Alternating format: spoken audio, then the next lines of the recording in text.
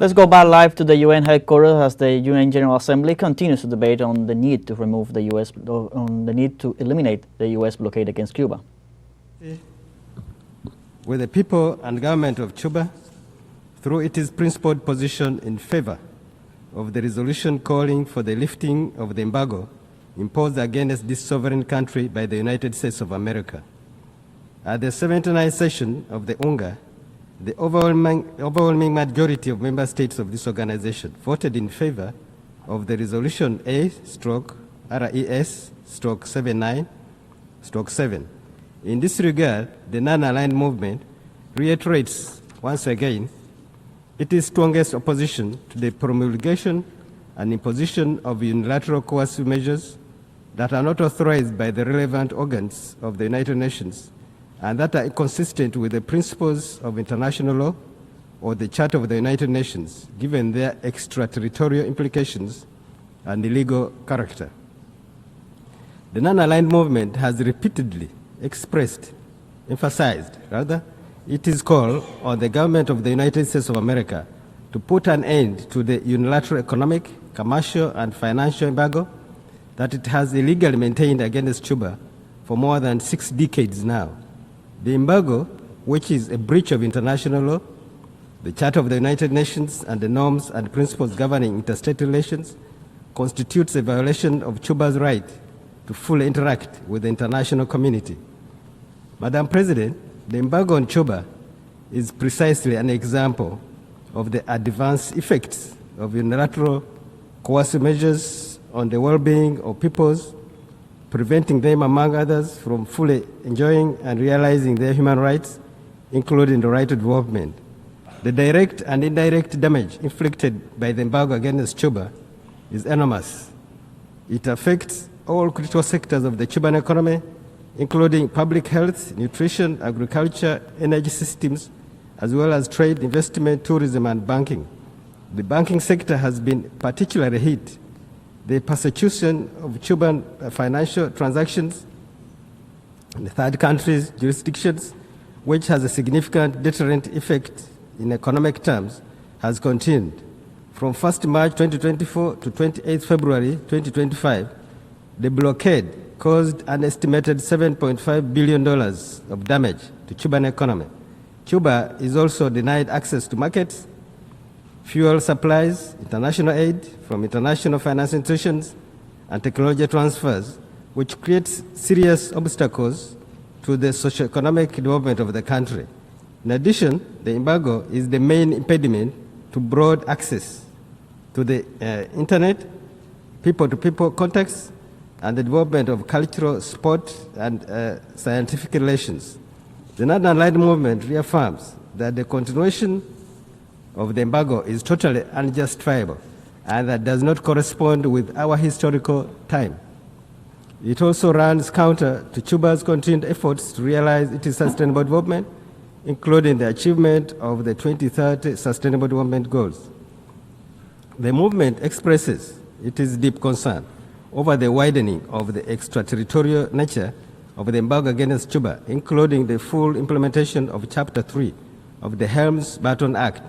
The non-aligned movement also rejects the reinforcement of the financial measures adopted by the government of the United States of America to tighten the embargo, which has exceeded $1 trillion and has a direct negative impact on the daily lives of Cubans. Madam President, the non-aligned movement views the strengthening of the embargo against Cuba adopted by the U.S. government in recent years as a serious setback to the process of normalization of bilateral relations between the two countries. Furthermore, the movement strongly condemns the inclusion of the Republic of Cuba on the unilateral list of state sponsors of terrorism by the Department of State of the United States of America.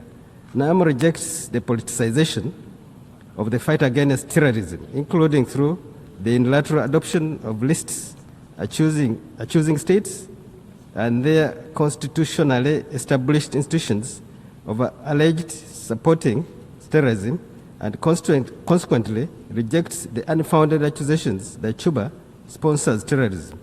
NAM urges the current U.S. administration to take the necessary actions to reverse these reckless steps and move towards normalizing relations. The movement also takes this opportunity to express its profound appreciation for the long-standing and altruistic cooperation extended by the Republic of Cuba to developing countries around the world. Guided by the genuine spirit of solidarity and humanism, Cuba's contributions in the fields of health, education, and other vital sectors have touched and transformed countless lives, even in the most challenging circumstances. The movement rejects any unilateral coercive measures that are not in accordance with international law and the Charter of the United Nations, or attempts to hinder such noble endeavors for political or other reasons, and reiterates its firm call for the immediate and unconditional lifting of the embargo. Madam President, the fact that 187 member states of the United Nations voted in favor of UNGA Resolution 79/7 represents an expression of the unanimity within the international community in demanding an end to the 63-year-old embargo, and has full adherence to the principles and purposes enshrined in the Charter of the United Nations and to the norms of international law, including those relating to mutual respect and non-interference in the internal affairs of states. Currently, over 190 states engage economically and politically with Cuba, while the United States of America remains alone in pursuing its unjustified and illegal economic sanctions policy. Consequently, the member states of the Non-Aligned Movement once again urge the government of the United States of America to yield to the will of the overwhelming majority of the international community and rectify its failed policies by fully complying with all relevant resolutions of the General Assembly, which call for the immediate and complete end to the embargo imposed against Cuba. In conclusion, Madam President, the Non-Aligned Movement, while reiterating its commitment to the promotion, preservation, and strengthening of multilateralism, reaffirms that the full respect of the purposes and principles of the Charter of the United Nations, particularly those referring to sovereign equality, non-interference, and non-intervention, is critical for the effective maintenance of international peace and security. Therefore, the international community must continue working together on the reversal and elimination of the economic, commercial, and financial blockade imposed by the United States of America against Cuba, given inter alia its illegal character and its extraterritorial implications. I thank you, Madam. Thank you, Madam President. I thank the distinguished representative of Uganda. I now give the floor to the distinguished representative of Iraq on behalf of the group of 77 Statements that are taking place at the UN General Assembly as different member states and representatives of regional organizations have come out and have continued to express their support to end this coercive U.S. action that oppresses the people of Cuba. Let's continue to listen to some of the other statements. Madam President, distinguished delegates, I have the honor to speak on behalf of the Group of 77 and China on Agenda Item 38, entitled Necessity of Ending the Economic, Commercial, and Financial Embargo Imposed by the United States of America against Cuba. I would like to thank the Secretary General for his comprehensive report on the item we are discussing today, Report A/80/83. The Group regrets that the economic, commercial, and financial embargo imposed by the United States on Cuba for more than 6 decades remain in full application and continues to be enforced. We regret the measures undertaken recently and during the current year aimed at reinforcing the embargo on Cuba, which represent the main obstacle to the process of achieving normalized relations between the two countries. We are deeply concerned about the widening of the extraterritorial nature of the embargo on Cuba, notably through the full implementation of Title III of Helms-Burton Act. The application of this law is a clear transgression to the freedom of commerce among nations because of its intimidating purpose of punishing any trade or investment transactions between any given country and Cuba. In the same vein, we urge the immediate removal of Cuba from the U.S. Department of State's list of countries that are allegedly sponsors of terrorism. Cuba is a long-standing active partner of members of the group in promoting South-South cooperation. Thanks to the effort made by Cuba, many countries within the group have developed their scientific and technical potential. All we know about Cuba is friendship and solidarity, which we know nothing about terrorism. The inclusion of Cuba in this list does not only represent reputational damage, but it's also among the core elements in the recent reinforcement of the embargo. Because of this categorization, it has been extremely difficult for Cuba to engage in international banking operations, regardless of whether it is in the case of a state and private companies or private entrepreneurs, which sets extremely harmful conditions for the development and well-being of the Cuban population. The Group of 77 and China reaffirms its commitment to the purposes, principles, and spirit of the United Nations, particularly regarding the sovereign equality of states, non-intervention and non-interference in state internal affairs, and freedom of international trade and navigation. We believe that it is the duty and responsibility of every member state to strictly comply with those principles, and that any policy or action that disregards them, in this case, unilateral economical, commercial, and financial measures against Cuba, should be immediately repelled. The Group of 77 and China is deeply concerned about the debilitating impact that the United States embargo of more than 60 years has had on Cuba and its people. The direct and indirect damage is enormous. It affects all critical sectors of the Cuban economy, including public health, nutrition, and agriculture, as well as trade, investment, tourism, and banking. The prosecution of Cuba's financial transactions in third country jurisdictions, which has had a significant deterrent effect in economic terms, has continued. The limited foreign investments and difficulty of access to development credit translate directly into economical hardship and humanitarian suffering of the people of Cuba. As a result of these unilateral measures, it will be impossible for Cuba to successfully embark on a path toward sustainable development as envisaged in the 2030 Agenda for Sustainable Development, to which all member states have pledged support. The group recognizes the long-standing and positive contribution of the Cuban International Medical Corporation and solidarity in saving the lives of millions of people around the world, particularly, but not exclusively, in developing countries. Cuba has extensively and consistently contributed to the international community for many decades. Its assistance to other countries has been a great example of South-South cooperation. The group therefore rejects any unilateral coercive measures that are not in accordance with international law and the Charter of the United Nations, or attempts to hinder this international medical cooperation and solidarity for political or any other reasons. We, the members of Group of 77 in China, reiterate our support for draft resolution A/80/L6, as well as our call for an end to the United States economical, commercial, and financial embargo on Cuba.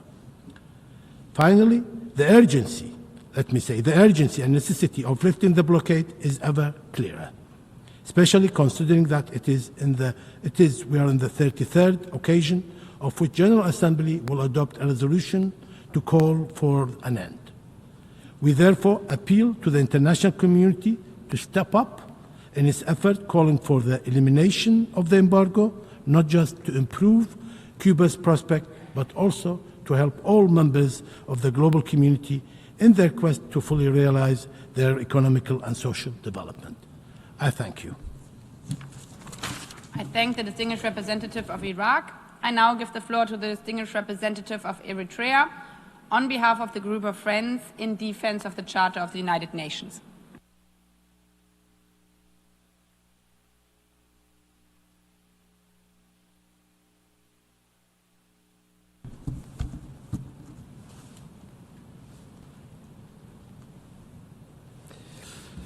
Madam President, distinguished delegates, the delegation of Eritrea has the honor to take the floor on behalf of the group of Friends in Defense of the Charter of the United Nations. Madam President, the unjust and abusive blockade against Cuba constitutes, without a doubt, one of the most serious, prolonged, and systematic violations of international law and of the Charter of the United Nations.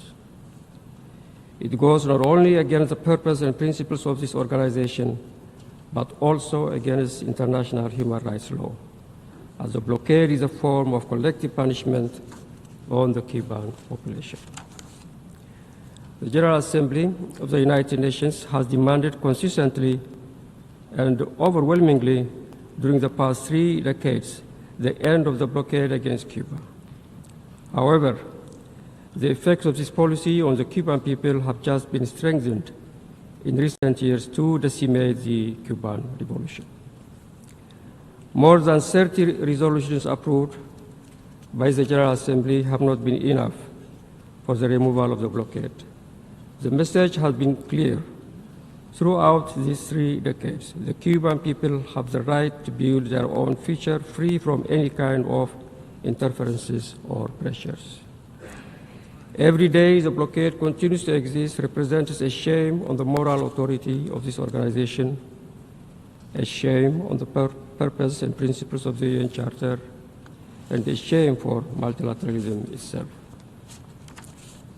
The blockade against Cuba, in addition to being morally and politically unacceptable, by attempting to subjugate a small, peaceful, and supportive country by means of extreme pressures, transgresses the very foundation of this organization.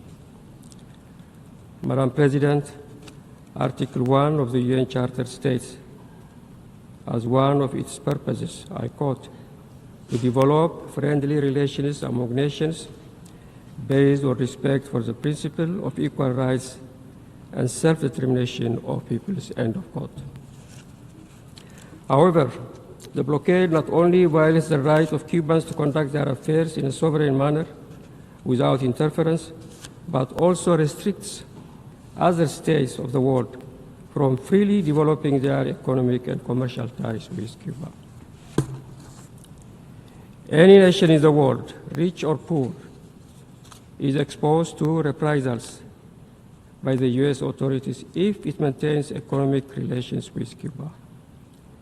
This punitive and extraterritorial nature of the blockade has been reinforced as never before after the full application of the Title III of the Helms-Burton Act in May 2019, which has opened up the possibility of filing lawsuits in U.S. courts against international companies operating with properties nationalized by the Cuban state.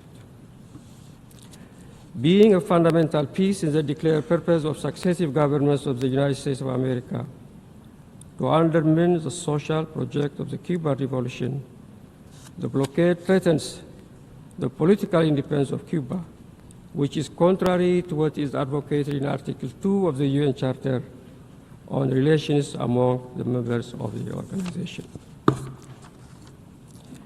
Madam President, the arbitrary inclusion of Cuba in the illegal and unilateral list of countries falsely accused of sponsoring terrorism, fabricated by the U.S. government, is one of the biggest calumnies that have ever been set on any nation to curtail its stability. This is simply an absurd rhetoric. Cuba exports solidarity, not violence. This is one of the most harmful measures enforced to multiply the perverse effects of the blockade. Because of this rebellion, Cuba has encountered even harder challenges to carry out international banking transactions, receive investments, or apply for credits. This has even provoked the closure of bank accounts to many Cuban diplomatic missions across the world, in violation of the Vienna Convention on Diplomatic Relations. This measure has also served as a pretext to intimidate and cut tourism to Cuba, which is one of the country's main sources of income. Therefore, we call on the immediate removal of Cuba from this arbitrary and unilateral list, where it should never have been included in the first place, and which we finally firmly reject in its entirety. Madam President, since 1963, Cuba has been showing to the world the true meaning of both solidarity and cooperation by sending countless medical brigades to communities in need, as we all saw, for instance, during the largest pandemic our generations have witnessed, in which, despite all external aggressions, Cuba managed to develop various national vaccines against the coronavirus, which is then put to the service of humanity. Cuba has also welcomed in its own territory thousands of young people that go there to become professionals, so needed in their homelands, particularly in the healthcare field.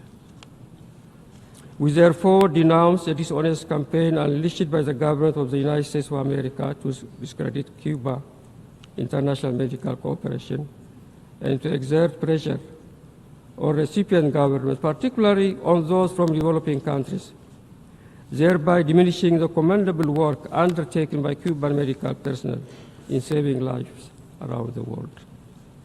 In this context, we express our deep appreciation, gratitude, and recognition to the Cuban health professionals who have provided high-quality health care to millions of people around the world, while calling on the U.S. government to put an end to their coercive, hostile, and blackmail practices and policies. The world needs more solidarity, not more blockade. Madam President, year after year, the report of the Secretary General presented to this body under this agenda item illustrates the numerous and sensitive negative impacts caused by the blockade of the Cuban population. There are children and young people who suffer from these impacts, mothers and the elderly who live in deprivation and are victims of a harmful and inhumane blockade driven by political motivations. Madam President, Article 13 of the UN Charter confers on this General Assembly, among its functions and powers, the promotion of international cooperation in the economic, social, cultural, educational, and health fields.